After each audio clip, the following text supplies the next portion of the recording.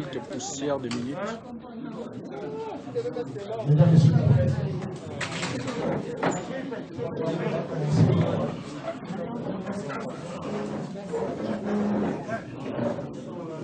comme annoncé lors de son adresse à la nation, le président élu avait donc choisi la date du 20 janvier pour rendre public le cabinet qui devrait accompagner le peuple congolais dans le combat pour la récupération de sa souveraineté. Nous y sommes déjà. Et donc, sans plus tarder, je vais donc inviter M. Mwalemou pour procéder à la lecture du communiqué d'IRICA, président élu. Merci. Pour donc procéder à la lecture du communiqué de presse en rapport avec la publication du cabinet annoncé donc par le président élu. Monsieur Mwalemou, vous avez la parole.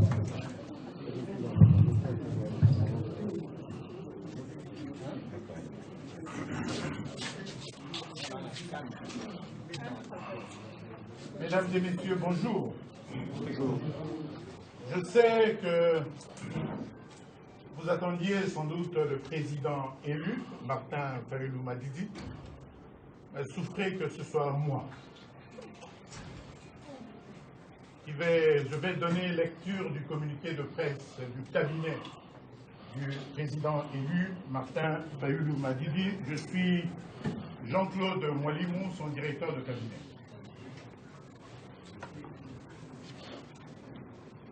Mesdames et messieurs de la presse,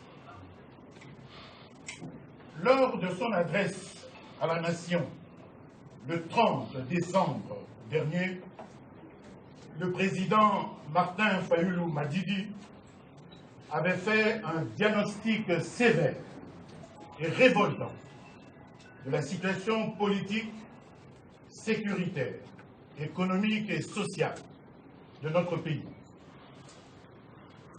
Aussi avait-il annoncé la mise en place d'un cabinet pour accompagner le peuple congolais dans la reconquête de sa souveraineté.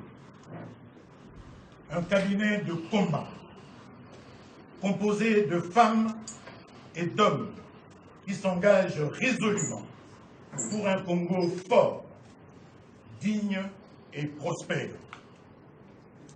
Une équipe dynamique, composée d'anciens et de nouveaux en politique, certes, mais aussi des jeunes, des technocrates, des membres de la société civile et de la diaspora. Il y a lieu de préciser tout de suite que le cabinet n'est pas un gouvernement parallèle, mais comme je l'ai indiqué tout à l'heure, une équipe de combat avec deux axes principaux, à savoir l'axe de gestion sectorielle et l'axe opérationnel. L'axe de gestion sectorielle comprend les 20 secteurs suivants. 1. Affaires étrangères, intégration de l'Afrique médiane et congolais de l'étranger. 2. Justice, réformes institutionnelles et droits humains. 3. Intérieur, décentralisation, affaires coutumières et cohésion nationale. 4.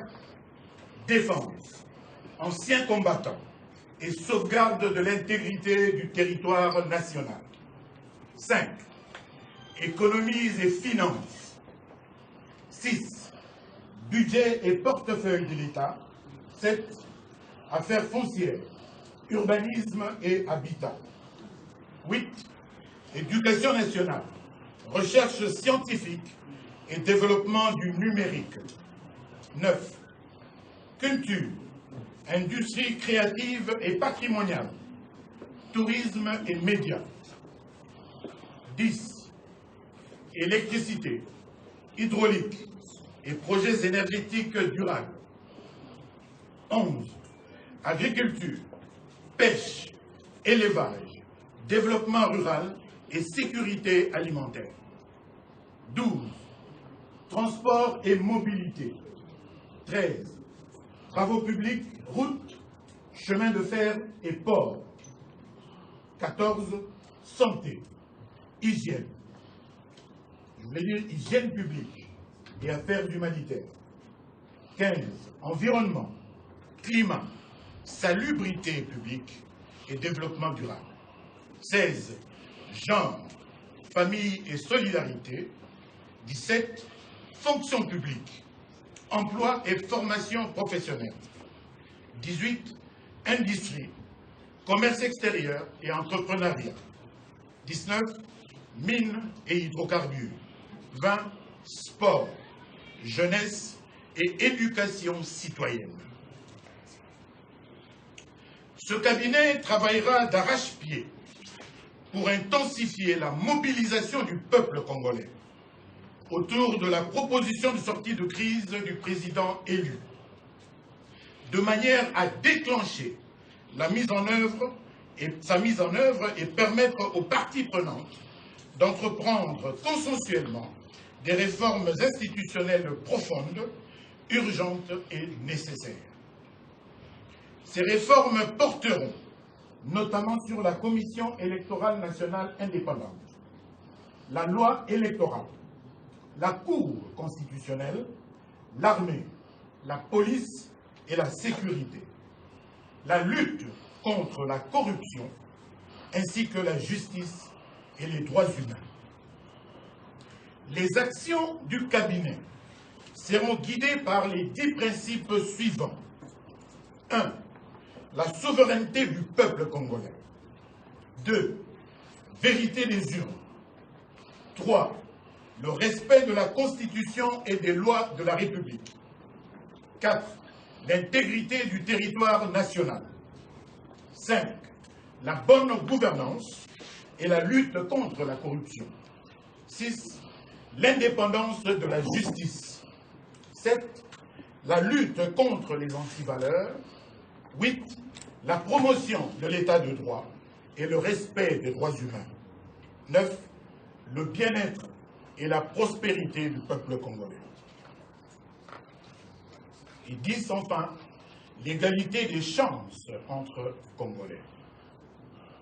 Cependant, mesdames et messieurs, au regard de la nature très complexe du combat, et pour des raisons de dispositifs organisationnels, stratégiques et opérationnels, les noms des membres du cabinet restent confidentiels à ce stade.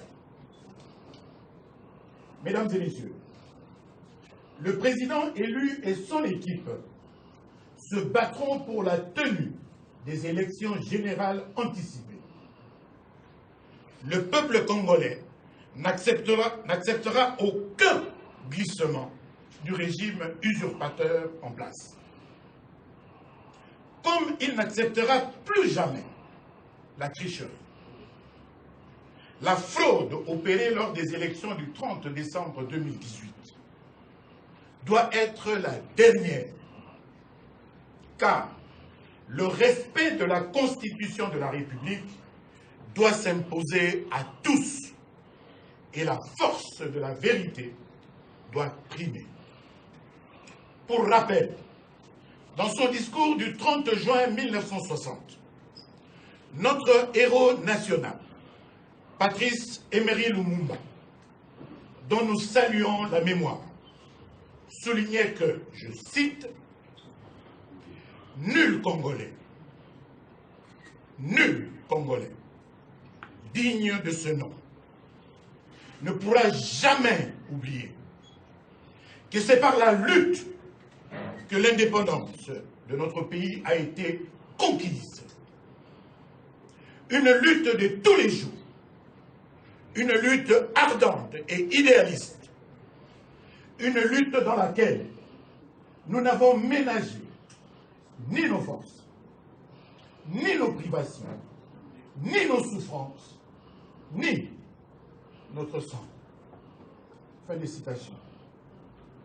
Aujourd'hui, notre lutte est triple.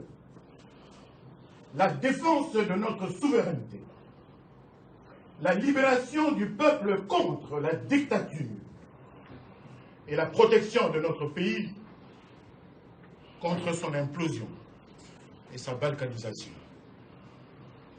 Nous avons élu Martin Fayulu Madidi président. Il ne nous abandonnera jamais. Mieux vaut être avec le peuple de Dieu que d'avoir pour un temps la jouissance du péché. Matthieu 11, 25. Que Dieu vous bénisse, que Dieu bénisse la République démocratique du Congo, et je vous remercie.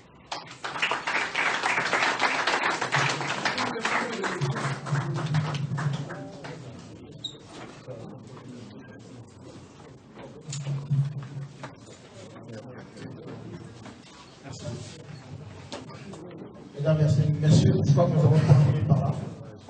Si les journalistes veulent avoir de précisions, je crois qu'il y a les communicants et le cadre de l'avocat qui sont là.